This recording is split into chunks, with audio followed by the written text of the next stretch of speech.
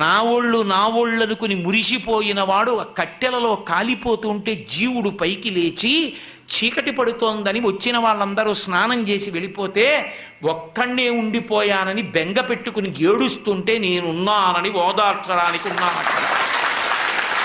నేను లేకపోతే చచ్చినవాడు చస్తాడు పార్వతి, అందుకున్నానన్నాడు. అది ఆయన ఔదార్యం.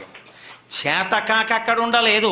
అన్నవాడిని ఓదార్చకుండా ఉంటే తెలిసి వస్తుంది వాడికప్పుడు శివుడు శ్మశానవాసని విమర్శించడం ఏమిటో కాదు. అసలు మీకు ఒక యథార్థం చెప్పాలంటే రెండే ఉంటాయి ఈ లోకంలో. ఉంటే శ్మశానం ఉంది, లేకపోతే మంగళప్రదత్వం ఉంది, అంతే. అసలు ఈ భూమండలమే పెద్ద శ్మశానము. చచ్చిపోయాక శ్మశానానికి తీసుకెళ్లారా, శ్మశానానికి వెళ్ళాక చచ్చిపోయారా ఎవరైనా? నాకు చెప్పండి. శ్మశానానికి వెళ్ళి చచ్చిపోయిన వాడు లేడు.